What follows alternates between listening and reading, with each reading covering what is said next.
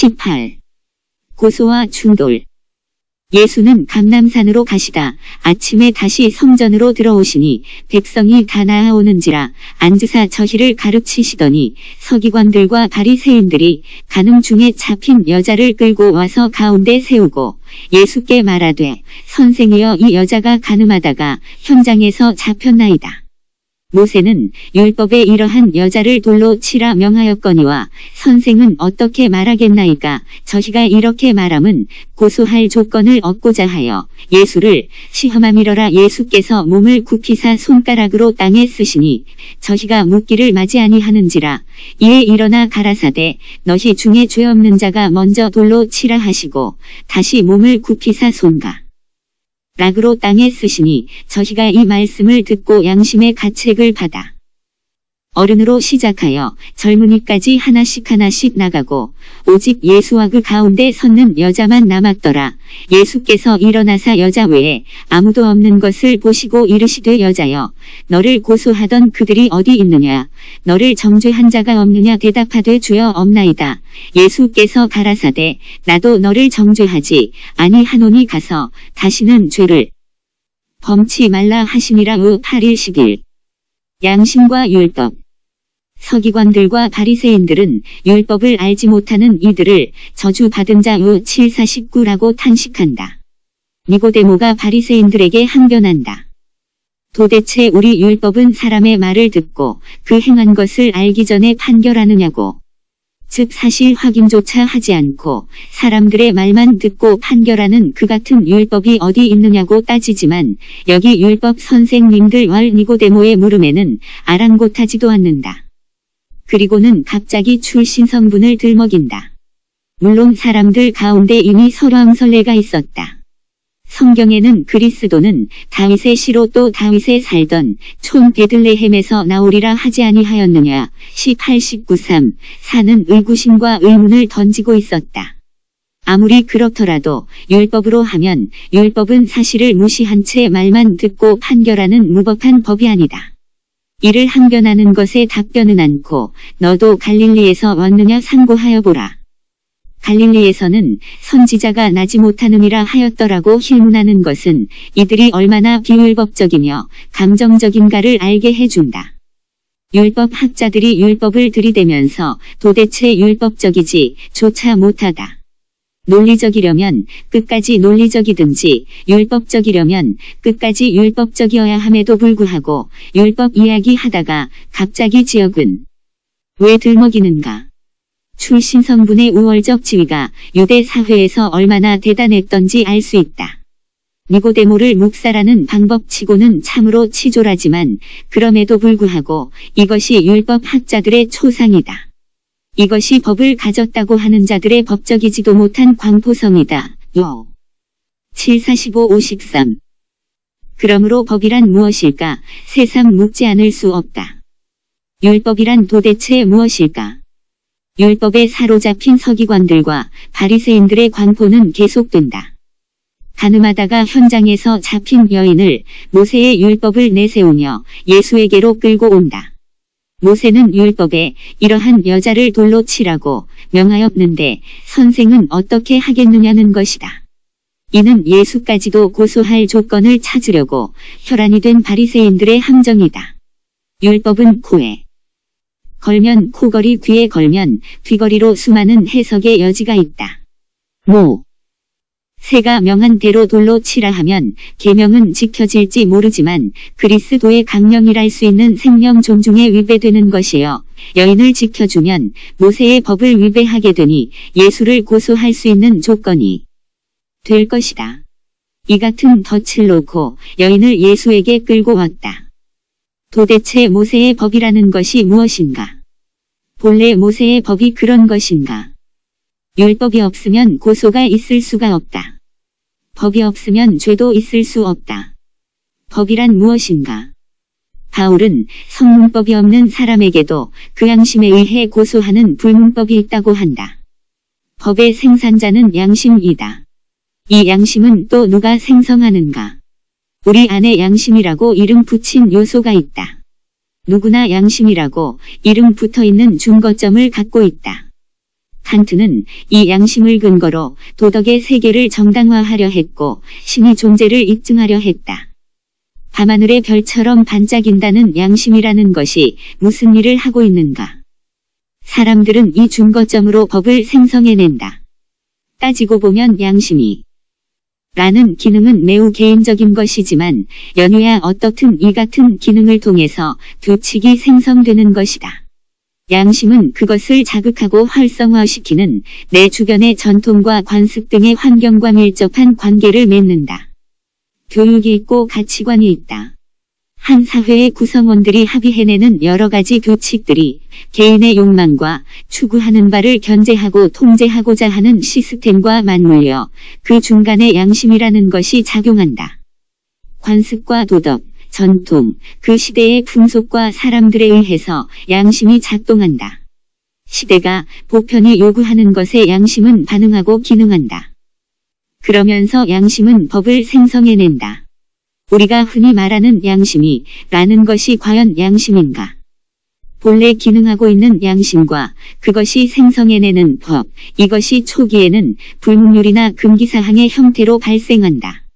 윤리와 도덕이 형성되고 사회가 복잡해지고 그 기능이 다양해지면 법도 발전하고 세분화된다. 어느 사회나 그 사회를 지탱해가기 위한 공동체의 관행과 교율을 갖는다. 이것은 이성을 가지고 있는 집단의 지극히 자연스러운 현상이다. 왜 이 같은 것들이 발생하는가? 인간에게는 누구나 추구하는 본능이 있고 그것을 실현코자 하는 자의식이 있다. 서로 동물적 본능만을 추구하다 보면 만인에 대한 투쟁인 정글의 법칙이 지배하게 된다. 만인에 대한 투쟁은 자칫 공멸의 위기를 초래하게 된다. 따라서 그 중 힘이 센 족장을 중심으로 동물적 시스템을 원만하게 조절하는 지혜가 자연스럽게 발휘된다. 힘을 바탕으로 상호 견제하며 조율해가는 질서가 형성된다. 무한대의 욕구를 상호 통제하면서 그 사회가 유지 보수되도록 도덕과 윤리가 형성되고 선악의 질서가 만들어지며 시스템이 유지된다. 만일 누군가가 공동체의 전통에 위배된다면 그는 공동체를 위협하는 공동의 적이 된다. 따라서 그에 따른 형벌이 주어지는 것이다.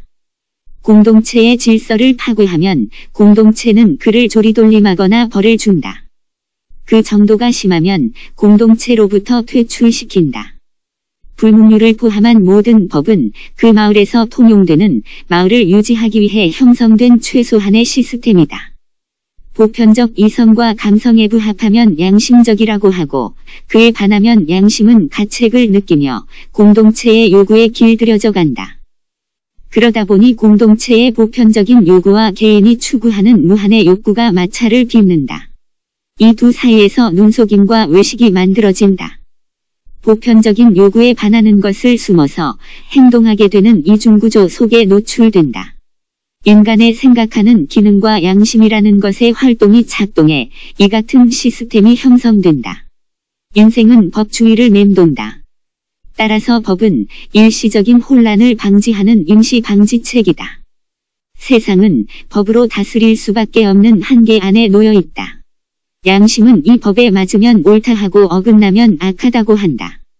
이것이 선하다, 악하다 하는 선악이다. 이조차 없으면 마을은 풍비박산이 되고 마을 자체가 소멸되고 만다.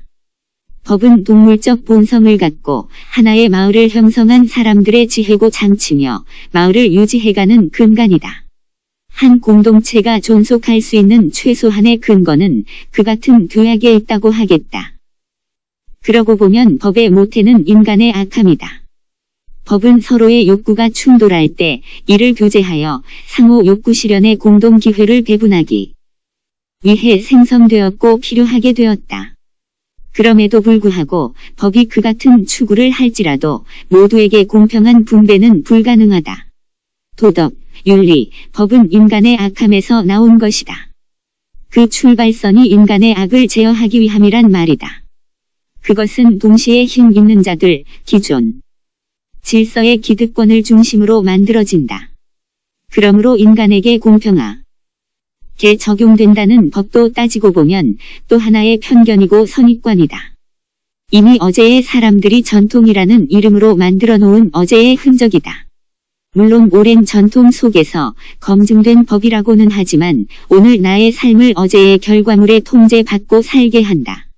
우리는 스스로 만든 법을 우리의 동물적 충동을 제어하는 원리로 기꺼이 받아들이고 있다. 이것이 세상이 돌아가는 기본 원리다. 모세의 계명. 모세의 율법, 곧 십계명은 무엇인가? 모세의 계명은 조금 다른 측면이 있다. 애국 문명에서 떠난 이스라엘 백성에게 새로운 시스템으로 살아갈 수 있도록 한 새 언약의 법이다. 비록 출애굽은 였지만 이스라엘 사람들에게는 애굽의 법적 시스템이 몸에 배어 있다. 그런데 하나님의 법은 십계명은 다른 요소가 있다. 십계명은 그 형식상 모세가 시내 산에서 하나님께 받아든 법이다. 모세 당시에도 이미 수많은 시민법들이 있었다. 애굽의 법뿐만 아니라 하무라비 법전 등 당시 사회상을 알려주는 많은 법들이 있었음을 우리는 잘 알고 있다. 모세의 법과 기존 사회 시민법과는 어떤 차이가 있는가? 모세의 계명은 예컨대 아비가 아이를 위해서 내어준 법과 같다. 모세의 법은 생명을 지키고 보호하기 위한 법이지 악을 교정하고 제어하기 위한 법이 아니다. 물론 그 같은 기능을 하지 않는다는 것은 아니다. 모세의 계명은 애초부터 그 출발이 인간의 악에서 시작된 것이 아니라는 말이다. 어버이의 사랑에서 모세의 법은 배태되고 주어졌다. 서로의 욕구를 견제하고 욕망의 적절한 배분을 위해 만인에 대한 투쟁을 최소화하기 위해 주어진 법이 아니다. 예를 들어보자. 만일 어린아이를 불장난의 위험으로부터 보호하기 위해 부모가 법을 세운다고 하자. 이때 어버이는 다음과 같은 법령을 만들어 가르치고 교훈한다.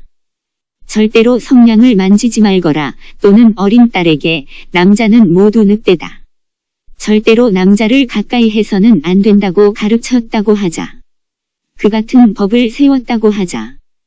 이 같은 계명은 어린 자녀를 사랑하는 어버이의 마음에서 나온 법이다.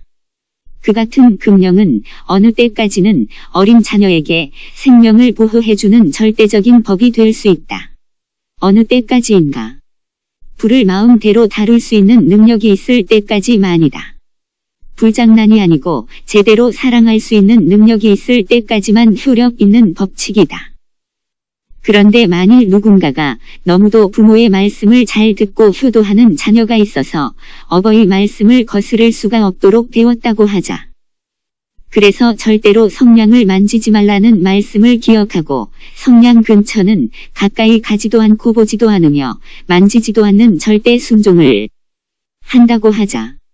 필사가고 순교의 정신으로 그 법을 지킨다고 하자. 그는 어버이의 사랑을 받은 자인가? 아니면 율법의 조항을 지키고 있는 자인가? 절대 성냥을 만지지 말라거나 절대로 남자를 가까이 해서는 안 된다는 금령은 결국 때가 되었을 때에는 절대로 성냥을 사용하라는 말이며 절대로 남자를 가까이 하고 사랑하라는 말로 다시 받아야 한다. 이때의 법은 두 가지 역할을 한다. 이 법이 없으면 아이는 생명이 보호될 수 없다. 불을 다룰 능력이 없는 상태에서 불장난을 하다가 불에 타 죽을 수도 있기 때문이다. 아직 사랑을 모르고 생명을 모르는 상태에서 이성을 가까이 하면 아이를 낳고 제대로 키워 낼 수 없고 도리어 화가 될 수 있기 때문이다. 그러므로 이 금법이 없으면 생명을 죽일 수도 있다. 그러나 때가 되어서 불을 다루어 밥을 지어야 함에도 불구하고 불을 가까이 하지 말라는 계명만을 붙잡고 있다면 이때의 법은 생명을 살리는 것이 아니라 죽이는 것이 된다. 그러므로 살리는 계명이 어느 때가 되면 죽이는 사망의 법이 되고 만다. 그러므로 그 같은 계명은 불을 마음대로 다룰 수 있는 능력이 생길 때까지의 법이며 그 후에는 폐기되어야 한다. 마찬가지로 성폭력 당할 수 있는 위험 때문에 이성의 인식 능력이 없는 아이에게 남자는 늑대라고 교훈하고 가르친 것인데 이 계명을 일평생 지키고 산다면 어떻게 될까? 법과 때. 따라서 법은 때의 문제와 깊은 연관이 있다. 모세의 법은 그 출발이 한결같이 사랑이다. 금령도 사랑이고 그 금령을 폐기하는 것도 사랑이며 생명이다. 때의 문제다. 성경에 얼마나 많은 때가 언급되고 있는가. 법은 때와 깊은 관련이 있다. 성냥을 만지지 말라는 말은 남자를 가까이 하지 말라는 말 속에는 두 가지가 동시에 담겨 있다. 그 말의 법정신 속에는 절대로 가까이 하지 말라는 말과 절대로 가까이 하라는 두 말이 동시에 담겨 있는 것이다. 다만 그것은 때의 문제일 따름이다. 폐기해야 할 때가 되었음에도 붙잡고 있으면 자신을 죽일 뿐만 아니라 주변을 모두 죽인다. 자연법과 모세를 통해 주어진 식민법은 어떻게 다른가? 법정신의 출발이 다르다. 모든 인간이 행복을 추구할 권리에서 자연법은 출발하지만 모세의 법은 사랑에서 출발한다. 전자는 인간의 욕망과 이기심 곧 악에서 출발하지만 후자는 하나님의 사랑, 곧 아비가 자녀를 사랑하는 마음에서 출발한다. 모든 법은 악에서 배태되었다. 내 안에 악이 있다. 악을 통제하려다 보니 사회의 혼란을 줄이려는 지혜로 등장한 것이 법이다. 그러므로 자연법의 어머니는 우리들의 악이다. 그런데 십계명은 악에서 출발한 것이 아니다. 십계명은 아비의 마음에서 출발한 것이다. 우리는 선악의 상태에 놓여있기에 아비의 마음으로 계명을 읽어낼 능력이 없다. 고소하는 자의 삶의 방식으로 십계명을 해석하고 읽으려 한다. 당신은 어떻게 하겠는가? 성경 말씀에 이렇게 쓰여 있다고. 하기만 하면 아무 문제가 없는가? 성경을 들이대며 조문만 가지고 고소한다. 말은 하나님의 말씀이지만 언약의 자녀로 하는 것이 아니라 애굽의 종살이 법 감정을 가지고 들이대니 그들은 어떤 자인가? 애굽에 있는 자다. 말씀을 들이댄다 하더라도 고소하는 자 아래에 속해 있는 것이다. 모세의 계명을 읽는 이들이 흔히 모세의 계명을 아비의 마음에서 읽는 것이 아니라 애굽의 법적 관점에서 읽고 해석해버린다. 모세의 계명은 그 순간 조항만 하나님의 계명이지 하나님의 얼과 정신은 온데간데 없는 애굽의 계명으로 둔갑하고 마는 것이다. 말과 무늬만 모세의 법이지 실상 바로의 법이 되어버린다. 이것이 인생의 한계며 습성이다. 우리는 바리새인들과 다르지 않다. 법의 정신은 떼놓는다. 법의 조문만 연구하고 그것을 금과 옥조로 여기며 하나님의 말씀에 기록되기를만 외친다. 모세의 법에 이렇게 되어 있지 않느냐 그러니 당신은 어떻게 하겠는가? 이것이 오늘 바리새인들이 가늠하다 현장에서 잡힌 여인을 고소하며 예수에게 끌고 오고 있는 장면이다. 양심의 법은 저마다 해석이 각기 다르다. 각자의 양심이 다르기 때문이다. 보편적 신성과 애고가 자기 충족의 관점에서 양심인내하며 모든 사람을 고소하고 있다. 애고를 충족시켜주는 모든 것들에 대해서는 옳다고 한다. 자신을 충족시키지 못하는 것에 대해서는 그르다고 판단한다. 인생은 고소하면서 사는 존재다. 십계명, 구약의 모든 계명을 읽을 적에 하나님의 정신과 어를 모두 빼놓고 연구하고 교육한다. 참으로 답답한 노릇이 아닐 수 없다.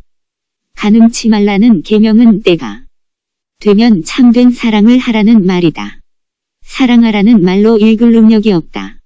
단지 간음치 말라는 조항만 가지고 그 겉의 행위만을 정죄하는 칼로 쓰고 있다. 그것은 반드시 모세의 계명만을 말하는 것이 아니다. 스스로가 이제껏 습득한 모든 정보와 직접된 지식도 마찬가지다. 이성은 끊임없이 쥐꼬리만한 지식을 잣대로 자신과 타인을 법정으로 끌고 가려 한다. 우리는 법의 노예가 되어 산다. 성경에 말하였다는 말로 모든 토론을 종식시킨다. 법 아래에서 아무도 고개를 들지 못한다. 성경이 그렇게 말했다는 것에 아무도 항변하지 못한다. 과연 성경이 그렇게 말하고 있는가? 언제 그렇게 말하였는가? 모든 인생들은 고소하는 자로 날마다 재판하면서 산다. 끊임없는 송사의 세월이 좀먹는 줄 모른다. 그럼에도 불구하고 간음치 말라는 말씀은 자연법의 통제 기능으로 악을 조절하는 역할까지도 하고 있다. 아직 가늠치 말라는 말씀을 절대로 사랑하라는 말로 읽어내지 못하는 이에게 있어서도 애굽에서 요구하는 만큼의 역할을 어느 정도는 해낸다. 애굽의 법이기 때문이다. 그렇다고 해서 그 사회를 유지하는데 어느 정도 기여했다고 해서 그것이 사랑인가? 아니다. 다만 정과 욕심을 통제하는 역할을 할 따름이다. 때라고 하는 것은 무엇인가? 어린아이가 이제 성숙했다. 사랑을 할 때가 되었다는 말이다. 혼기가 온 것이다. 그럼에도 불구하고 남자는 늑대이니 가까이 해서는 안 되는 존재라는 법을 여전히 갖고 있어야 하는가 아니면 폐기해야 할까? 늑대라는 부모의 가르침은 새 언약의 때가 도래하면 혼기가 도래하면 남자를 사랑하 라는 계명으로 다시 읽어낼 수 있어야 한다. 이 문장과 조항을 놓고 사랑하라는 의미로 다시 읽어낼 수 있겠는가의 문제다. 즉 그 조항 속에 담겨있는 아비의 마음을 내 마음의 법으로 받아들일 수 있느냐 하는 점이다. 악한 사람은 법이 있어야 한다. 내가 아니면 사회를 제어할 다른 방법이 없기 때문이다. 우리 악함은 끊임없이 법을 불러들인다. 우리에게 불을 다룰 수 있는 능력이 생기고 사랑할 능력이 배양되었다면 모든 법규를 폐기할 수 있어야 한다. 이제는 법정신을 마음에 새기고 율법을 완성해야 한다. 지금까지 통제의 법으로만 있던 것이 이제는 성취해야 할 사랑의 법으로 탈바꿈해야 한다. 이 모두는 때를 따라 이루어질 문제다. 충돌과 담론. 우리가 어릴 때의 모든 법령을 폐기하고 법의 세계를 떠나보낸 후 이제 곧 불을 사용할 수 있는 힘이 생길 즈음에 충돌이 발생한다. 사랑의 능력이 있음에도 불구하고 너와 나 사이에는 늘 혼란이 야기된다. 흔히 사랑이면 모든 일에 문제가 없다고 생각하기 쉽다. 사랑이면 다 해결될 것 같은데 무슨 문제가 발생할까? 사랑과 사랑은 둘이 아니지만 둘이다. 공간과 공간에 예속되어 있어 처음에는 어색하고 자연스럽지 못하다. 법의 세계가 떠난 자리에 나타나는 혼돈이 곧 충돌이다. 사랑이 온전히 임하지 않아서 나타나는 현상이다. 아직 내가 공간에 예속되어 있기 때문이다. 그러므로 이때 충돌은 옳고 그름의 세계가 아니다.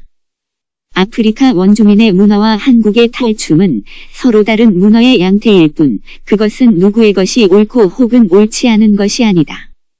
우월하거나 열등한 것도 아니다. 다만 서로 다른 문화의 산물일 뿐이다. 이 서로 다름이 처음 만날 때는 옳거나 그르기 때문이 아니라 서로의 차이 때문에 어색함이 있다. 그것을 충돌이라 규정하고 우리의 논의를 전개하자. 충돌은 따라서 고소나 송사에서 사용하는 법정 용어가 아니다. 그것은 선악의 대립이 아닌 서로 다름에서 발생하는 마찰을 말하는 것이다. 법의 세계가 떠나고 나면 결코 정죄가 없다. 모든 인생은 심판하고 판결하고 정죄한다. 율법이 떠나고 복음 안에 있는 자라고 말들은 잘하지만 다 고소하고 있다. 자기 기준을 갖고 끊임없이 고소하고 있다. 적당히 욕구를 교환하면서 사랑이라 한다. 그것은 사랑이라는 이름을 쓰고 있을지 모르지만 사랑이 아니다.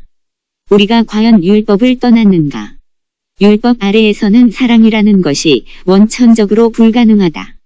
욕구를 공정하게 충족하고자 공동분배를 정의라는 이름으로 외칠 수는 있으나 그것은 사랑이 아니다. 사랑으로 보인다 해도 사랑이 아니다. 법의 세계에서는 사랑이 원천적으로 불가능하다.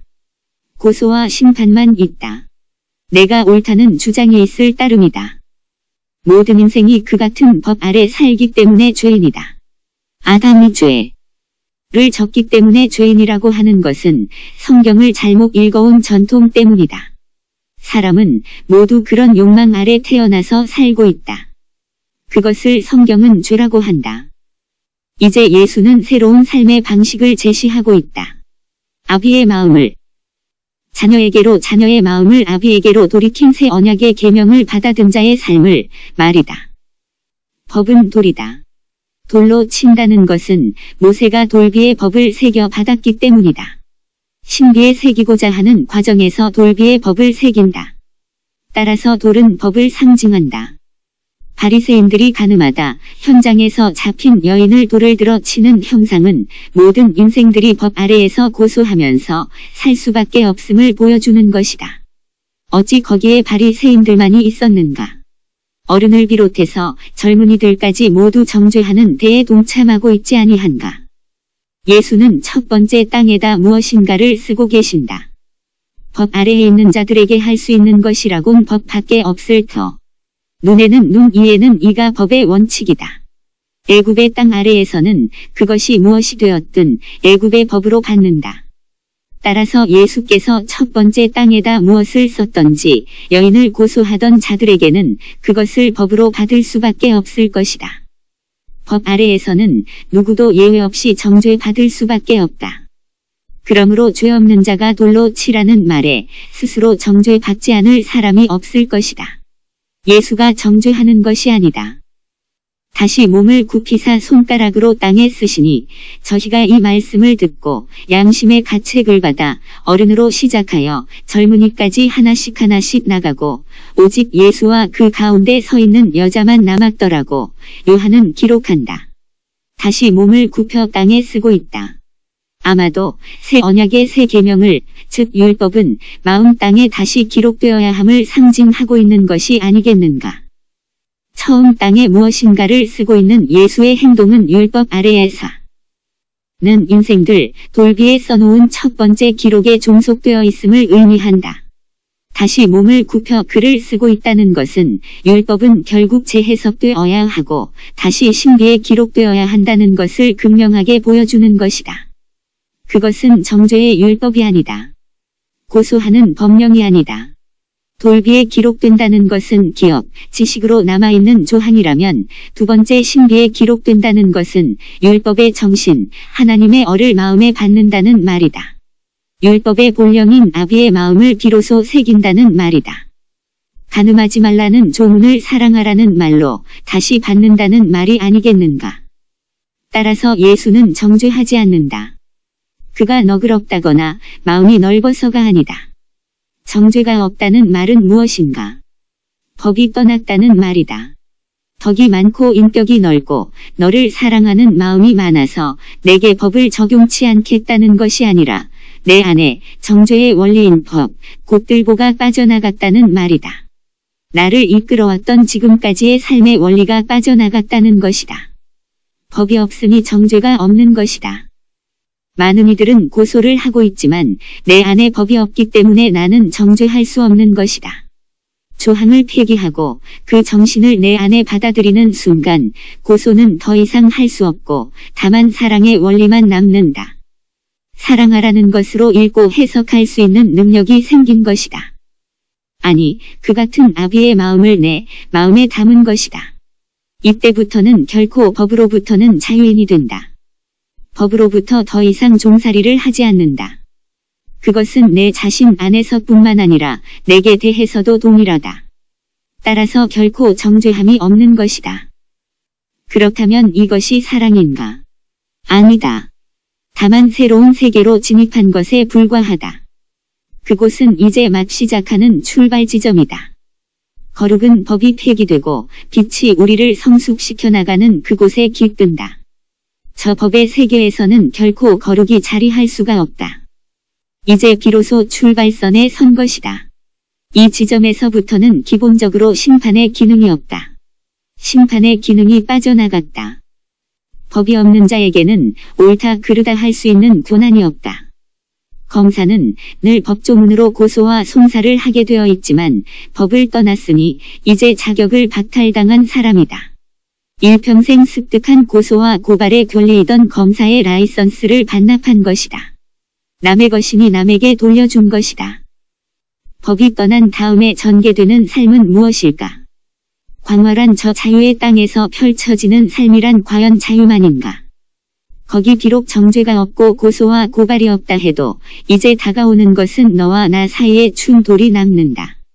충돌은 각각 성숙치 못함에서 발생한다. 법의 지배를 받지 않지만 그럼에도 불구하고 불협화음이 있다. 온전한 사랑이 제대로 성취되기까지는 아직은 먼 길이 남아있기 때문이다.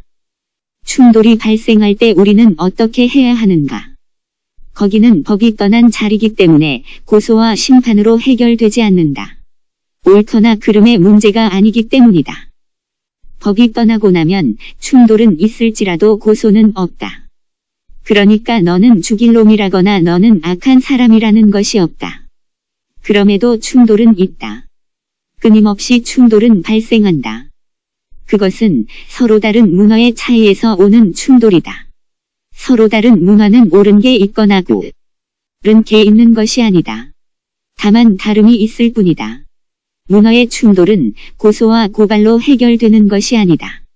서로의 낙설물, 이해와 대화의 방식으로 거리를 좁혀가는 길밖에 없다.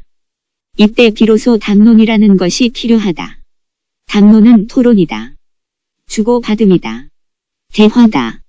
이 대화는 고소하는 세계의 대화와는 다르다. 고소의 세계에서는 정상적인 대화가 불가능하다.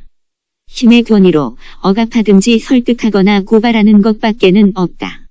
소송을 통해서 옳고 그름을 판결하여 승자가 되거나 패자가 되는 것밖에는 없다. 힘의 세계에서는 대화의 형식은 갖추지만 대화가 불가능하다. 새로운 세계에서는 충돌이 있지만 힘겨루기를 하는 것이 아니다. 서로의 성숙을 지켜보며 나아가는 자리이기 때문에 옳고 그름을 따지는 것이 아니라 담론을 통해 원만한 이해에 도달한다. 서로에게 이해가 충분하지 않으면 다만 때를 기다리며 지켜볼 따름이다. 선가의 도노점수라는 말이 있다. 법의 세계, 그 경계를 깨닫는 것, 대오각성하는 것이 도노다. 어느 날 갑자기 전체에 대한 깨달음이 밀려오는 것이다. 도노는 우리 안에 큰 빛이 은혜로 왔을 때만 가능하다. 대오한 사람들에게는 정죄도 없고 심판도 없다. 대오각성 후에는 심판 기능이 상실된다. 그런데 문제는 대오각성 후에도 얼마든지 무법할 수 있다는 점이다. 큰 깨달음을 얻고 나면 심판도 없고 정죄도 없음을 알게 된다. 이때 무법한 자와 같이 되는 인생들이 종종 있다. 법은 폐기되지만 그 법의 정신이 얼로 마음에 들어가 있지 못한 것이다. 성곽은 무너졌지만 새로 세워야 할 거룩한 성전은 짓지 못한 까닭이다. 도노 후에는 점수가 뒤따라야 한다. 깨달음을 바탕으로 마음을 닦는 것이 점수다. 각성은 있지만 업으로 남아있는 것들은 점차 닦아가야 한다. 그것을 일러 마음 공부라 하고 신앙생활이라 하는 것이다. 사랑의 정점에 다가가기 위해 점수하는 것이다. 만일 누군가가 끝없는 수행을 통해 깨달음에 이른다고 하면 이는 거짓이다. 점수로는 도노할 수 없다. 깨달음은 수행을 한다고 해서 얻어지는 것이 아니다. 그렇다고 수행을 하지 않는다고 얻어지는 것도 아니다. 다만 어느 날 빛이 오면서 깨달음이 주어진다. 그런 연후에 살아내야 할 과제가 점수, 너와 나 사이에서는 담론이다. 그러므로 담론은 점수의 한 영역이다. 충돌 형태를 원만하고 성숙되게 이끌어가는 방법이 담론이여 점수다. 거룩으로 나아가는 우리 앞에 놓여있는 삶의 과제가 곧 점수며 담론이다. 세상의 모든 일은 그것이 무엇이 되었든 법이 없는 자들에게는 정죄가 없기 때문에 죄도 아니고 의도 아니다. 부끄러울 일도 자랑할 일도 거기에는 없다는 말이다. 부러워하거나 비굴해할 일이 없다. 이것이 세상으로부터 떠난 자다. 애국 땅에 있는 양심은 도적놈이다. 무엇이든 자기의 애고를 중심으로 작용한다. 정죄와 심판을 주 기능으로 하는 양심과 서로의 성숙을 지향하며 바라보는 양심의 기능은 역할이 전혀 다르다. 성경에서 말하는 하나님의 일이라는 것을 생각해보면 결국 에르곰은 점수를 말한다. 법 아래에서 행하는 일은 그것이 아무리 정의로운 일이라 하더라도 사랑과 생명을 배태하는 일은 아니다. 단지 서로의 악을 최소화하려는 노력일 따름이다. 충돌을 넘어서 영성과 거룩으로 나아가게 하는 것이 일이다. 각성이 없는 이들이 충돌을 조절하려는 것은 불가능하다. 대오 각성이 있어야 비로소 출발할 수 있다. 충돌의 현장에서는 목사와 평신도라는 개념이 없다. 목사와 평신도는 담론이 불가능하다. 위에 있는 자도 없고 아래에 있는 자들도 없는 곳에서만 담론은 능하다.